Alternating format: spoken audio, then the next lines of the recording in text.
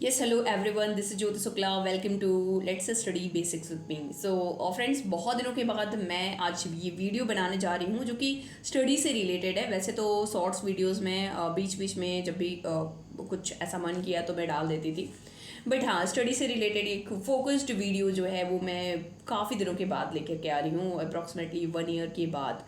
तो काफ़ी कुछ चीज़ें बीच में थी जो कभी शेयर करेंगे। आप देख सकते हो कि बहुत सारे एग्ज़ाम्स जो हैं वो पोस्टपोन हुए। जैसे कि आपने देखा होगा कि पीसीएस का एग्ज़ाम लगा हुआ था, वो पोस्टपोन हुआ, उसके डेट्स आए, फिर वो डिले हुआ और फाइनली अभी वो 22 दिसंबर को होने वाला है। एंड जो अभी लेटेस्ट एग्ज़ाम है वो है बीपीएससी का। तो होप बहुत सारे लोगों ने इसके भी फॉर्म फिलअप किए होंगे एंड प्रिपरेशन में लगे होंगे। तो आज हम उसी की बात करेंगे और ये प्रैक्टिस टेस्ट देखेंगे कि किस तरीके से हम इसको डील कर सकते हैं। तो एंशिएंट हिस्ट्री है जो कि एनसीईआरटी बेस्ड है। तो काफ़ी कुछ चीज़ें हमें देखने को मिलेंगी। हम समझ पाएंगे चीज़ों को कि कैसे हम क्वेश्चन को हैंडल कर सकते हैं और उनसे रिलेटेड क्या कुछ नॉलेज हैं जिन्हें हमें ध्यान में रखना होगा। अभिलेखों में फर्स्ट क्वेश्चन है, अभिलेखों में संस्कृत भाषा का प्रयोग मिलती है तो कहाँ से मिलती है? ईसा की पहली सदी से मिलती है, ईसा की दूसरी सदी से मिलती है, ईसा की तीसरी सदी से मिलती है या ईसा की चौथी सदी से मिलती है?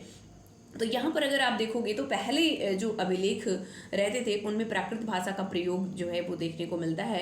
तो ईसा की दूसरी सदी से जब हम देखते हैं तो यहाँ से संस्कृत भाषा का प्रयोग देखने को मिलता है।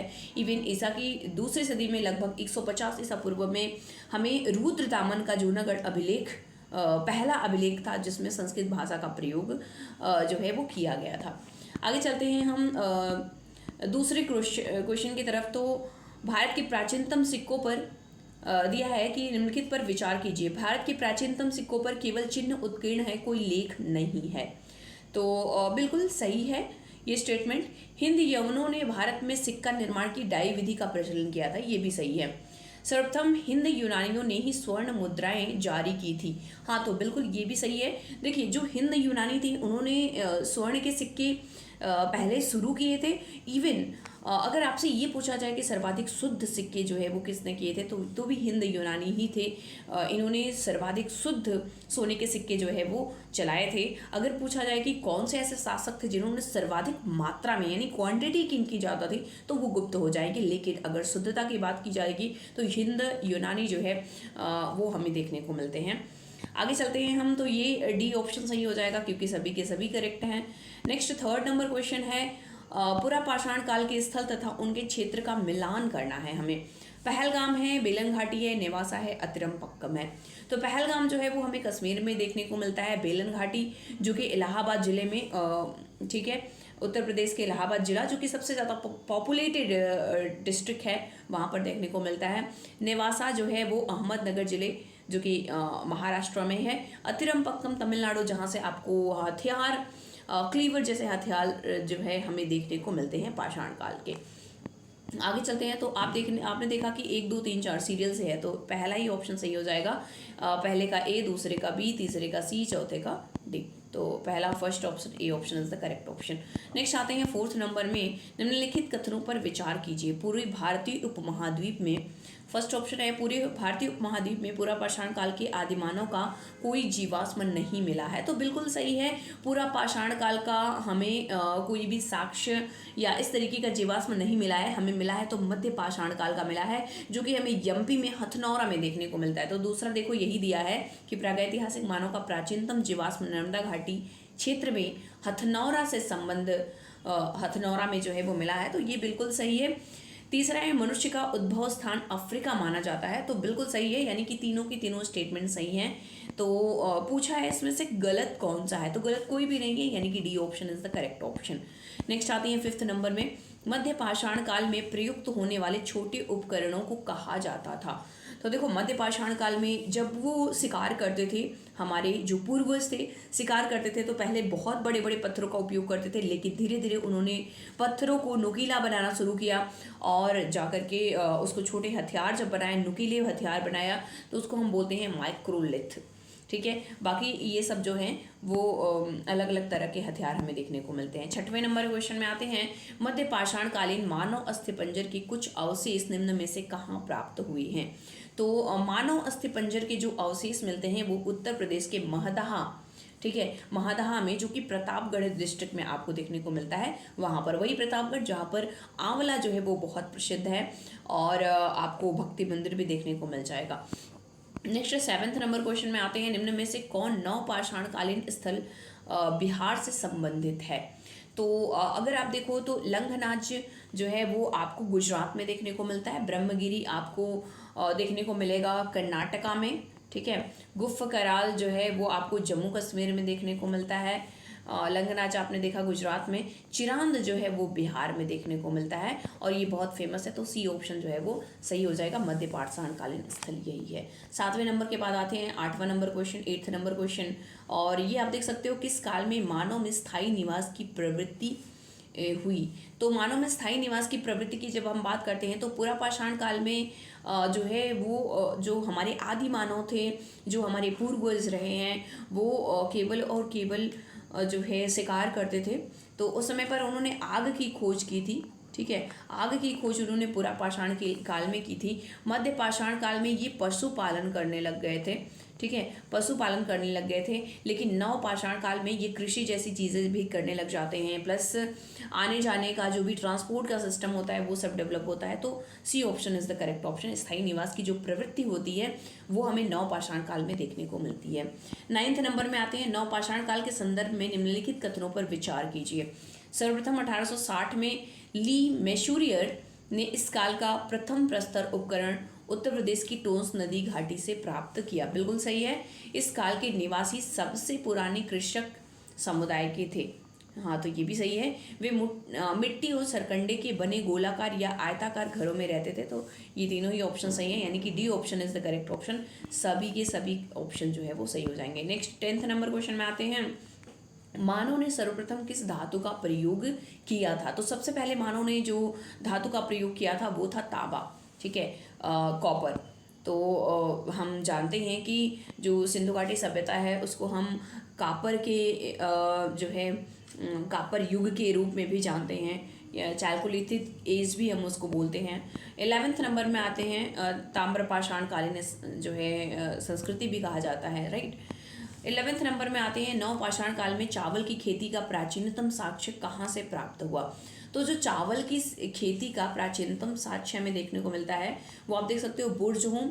तो बुर्जहुम तो कभी भी नहीं हो सकता, नर्मदा घाटी नहीं है। मास्की, ये कोलीडेहवा हो जाएगा, कोलीडेहवा जो कि उत्तर प्रदेश में है। तो कोलीडेहवा से हमें चावल की खेती का प्राचीनतम साक्ष्य जो है वो प्राप्त होता है। नेक्स्ट आते हैं, सिंधु घाटी सभ्यता को किस युग में रखा जा सकता है? सिंधु घाटी सभ्यता को किस युग में रखा जा सकता है? तो सिंधु घाटी सभ्यता के बारे में हमें चीज़ें जो है वो पता हैं, उन जो हमें खुदाई से प्राप्त हुई हैं, इन सारी चीज़ों से हम सारी चीज़ों को अच्छे से समझ पाते हैं कि उस समय की संस्कृति किस तरीके की थी। जैसे कि नगरी संस्कृति थी, वहाँ पर पीने के पानी से लेकर के सीवेज सिस्टम से लेकर के सारी चीज़ें जो है वो उपलब्ध थी। तो जिन चीज़ों के बारे में हम अच्छे से जान गए हैं उसको हम आद्य ऐतिहासिक बोलते हैं। तो ये आद्य ऐतिहासिक काल हो जाएगा। प्राग ऐतिहासिक, जिसके बारे में हमें लिखित कोई भी साक्ष्य प्राप्त नहीं है। ऐतिहासिक काल भी उसी तरीके से हो जाएगा। नेक्स्ट आ जाते हैं 13 नंबर पर, पिगट ने सिंधु घाटी सभ्यता के किन दो स्थलों को जुड़वा राजधानी की संज्ञा दी है? तो हड़प्पा और मोहनजोदड़ो। देखो ये दोनों ही पाकिस्तान में हैं, ठीक है, पाकिस्तान में है और बहुत ही कम दूरी पर हैं, ठीक है। तो ये आप देख सकते हो, सिंधु नदी जो आप मोहनजोदड़ो को देखोगे तो ये सिंधु नदी पर है, और हड़प्पा जो है वो आपको रावी नदी के तट पर देखने को मिलेगा। तो दोनों की दूरी जो है वो बहुत कम है और काफ़ी सिमिलरिटी दोनों में देखने को मिलती है, इसलिए इसको जुड़वा राजधानी की संज्ञा दी है पिगट ने। हड़प्पा और लोथल की अगर हम बात करेंगे तो हड़प्पा वही पाकिस्तान में है, लेकिन लोथल जो है वो आपको इंडिया में देखने को मिलता है। इंडिया में भी कहाँ पर? गुजरात में। मोहनजोदाड़ो जो है वो आपको पाकिस्तान में देखने को मिलता है। कालीबंगा ये आपको इंडिया में राजस्थान में देखने को मिलता है। कालीबंगा ये आपका राजस्थान में देखने को मिलेगा। एंड बनावली जो है, बनवाली ये आपको यहाँ पर हरियाणा में देखने को मिलता है। आगे चलते हैं नेक्स्ट 14 नंबर क्वेश्चन पर, सिंधु घाटी सभ्यता के संदर्भ में निम्न कथनों पर विचार कीजिए। पहला है, सिंधु घाटी सभ्यता को कांस्य युगीन सभ्यता भी कहा जाता है। तो बिल्कुल सही है, कांस्य युगीन, जिसे कापर एज के रूप में जानते हैं। दूसरा है, सिंधु घाटी सभ्यता के लोगों को कांस्य निर्माण की तकनीकी की जानकारी थी। बिल्कुल थी। हड़प्पा वासियों ने अपने औजार और उपकरण के निर्माण के लिए सर्वाधिक तांबे का प्रयोग किया था, न कि कांसे का। तो बिल्कुल सही है, यहाँ सारे के सारे ऑप्शन सही हैं। तो पूछा है कि कौन सा गलत है। जब सब सही है तो उपयुक्त में से कोई नहीं हो जाएगा, क्योंकि सभी ऑप्शन जो है वो सही है, गलत कोई भी नहीं है। 15 नंबर में आते हैं, सिंधु सभ्यता का पूर्व से पश्चिम तक का विस्तार कितना है। देखो ये पूर्व से पश्चिम तक, जो कि हमें पाकिस्तान से लेकर के इंडिया के मेरठ में आलमगीर पोर्ट तक देखने को मिलता है। तो अगर इसका आप दूरी देखोगे तो वो 1600 किलोमीटर देखने को मिलता है। और वहीं पर अगर हम उत्तर से दक्षिण की बात करते तो ये 1400 किलोमीटर था। ठीक है, 1400 किलोमीटर। और ध्यान रखिएगा, जो सिंधु सभ्यता का विस्तार था वो त्रिभुजाकार में था, यानी कि पूरब से पश्चिम की जो दूरी थी वो ज़्यादा थी, उत्तर और दक्षिण की दूरी जो थी वो कम थी। तो यहाँ पर क्या हो जाएगा, 1600 किलोमीटर पूरब से पश्चिम। यहीं पर उत्तर दक्षिण होता तो 1400 किलोमीटर हो जाता। 16वें नंबर क्वेश्चन पर आते हैं। देखिए हम बिना टाइम वेस्ट की ज़्यादा से ज़्यादा क्वेश्चन कवर करने की कोशिश कर रहे हैं, इसलिए हम ज़्यादा एक्सप्लेनेशन नहीं दे रहे हैं, क्योंकि हमें ज़्यादा मतलब है कि हम ज़्यादा से ज़्यादा क्वेश्चन को कम टाइम में अटेम्प्ट करें। 16वां नंबर क्वेश्चन है कि स्वतंत्रता प्राप्ति के बाद हड़प्पा संस्कृति के सर्वाधिक स्थल भारत के किस राज्य में खोजे गए हैं। तो सबसे ज़्यादा देखोगे तो आप गुजरात में, जैसे कि आपने देखा कि धौलावीरा हो गया, ठीक है, ये सभी बहुत ही वेल डेवलप्ड। और वहीं से जानते हो आपकी जो निर्यात आयात निर्यात किए जाते थे वो वहाँ से, गुजरात में वेल डेवलप्ड जो है वो पोर्ट थे, ठीक है, बंदरगाह थे। 17वां में हम आ जाते हैं, निम्न कथनों पर विचार कीजिए। सिंधु घाटी सभ्यता का सबसे बड़ा स्थल मोहनजोदड़ो है। ठीक है, भारत में सिंधु घाटी सभ्यता का बड़ा स्थल राखीगढ़ी है। तो देखो मोहनजोदाड़ो जो है वो सबसे बड़ा है, लेकिन अगर इंडिया में बात करेंगे तो राखीगढ़ी जो कि आपको यहाँ पर हरियाणा में देखने को मिलता है। ठीक है, तो इसका जो एरिया है वो बहुत बड़ा है। तो दोनों ही ऑप्शन जो है वो सही हो जाएगा। C option is the correct option. 18 number question पर आते हैं, सिंधु घाटी सभ्यता के स्थलों का सही मिलान है। सर्वाधिक पश्चिम पुरा स्थल, देखो सबसे पश्चिम में सुतकांगेडोर है जो कि पाकिस्तान में है। सर्वाधिक पूर्वी पुरा स्थल आलमगीरपुर जो कि यूपी के मेरठ में है। ठीक है, तो ये भी सही है। सर्वाधिक उत्तरी पुरा स्थल मांडा लिखा है कि मांडा है। ठीक है, मांडा जो कि आपको जम्मू कश्मीर में देखने को मिलता है, तो ये भी सही है। सर्वाधिक दक्षिणी पुरास्थल दाइमाबाद जो कि आपको महाराष्ट्र में देखने को मिलता है, तो ये भी बिल्कुल सही है। यानी कि सारे ऑप्शन जो है वो सही है। D option is the correct option.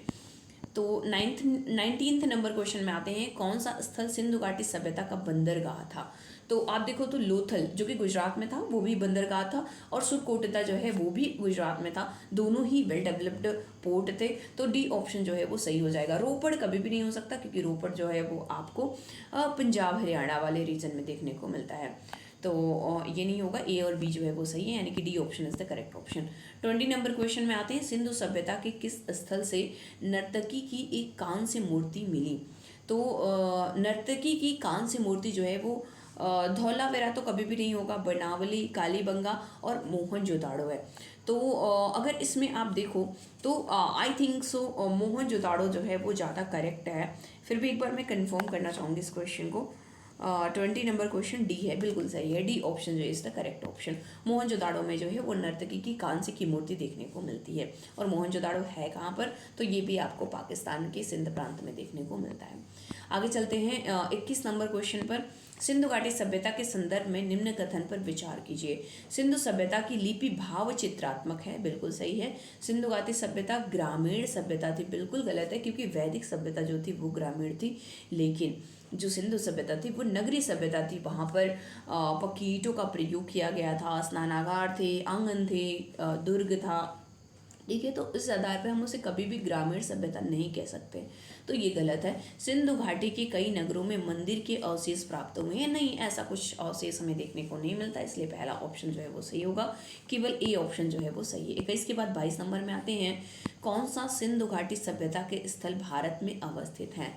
तो देखो सुतकांगेडोर जो है वो भी पाकिस्तान में है, कोटदीची भी पाकिस्तान में है, चौंदड़ो भी पाकिस्तान में है, लेकिन जो कालीबंगा है वो राजस्थान में है। और राजस्थान में है तो मतलब क्या हुआ, इंडिया में है। तो D option is the correct option. 23 में आते हैं, कौन सा हड़प्पाई बस्ती अफगानिस्तान से प्राप्त हुई है। तो मोंडिकाक है, संघोल है, अलाउद्दीनो है, देसलपुर है।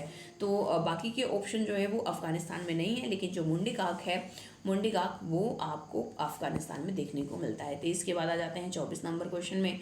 24 नंबर क्वेश्चन में अगर आप देखो तो यहाँ पर भी आपको मिलान करने को दिया है नदी। हड़प्पा नदी, जो हड़प्पा सभ्यता है वो रावी नदी के तट पर है, जो कि पाकिस्तान में आपको देखने को मिलता है। मोहनजोदाड़ो जो है वो सिंधु नदी के किनारे है और ये भी आपको पाकिस्तान में देखने को मिलता है।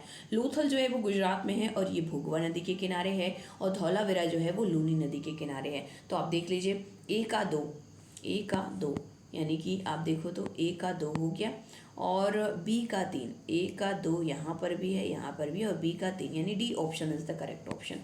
आगे हम आ जाते हैं 25 नंबर क्वेश्चन में। सिंधु घाटी सभ्यता के स्थल एवं उत्खनन में प्राप्त साक्ष्य का सही मिलान। यहाँ भी मिलान करना है। मन के बनाने के कारखाने, देखिए मन के बनाने के कारखाने, जूते हुए खेत, देखो जूते हुए खेत हमें कालीबंगा में देखने को मिलते हैं, यानी बी का दूसरा हो जाएगा। मिट्टी के बने हल जो है वो हमें हरियाणा में देखने को मिलता है, बनावली में, जो कि बहुत बड़ी साइट है इंडिया में।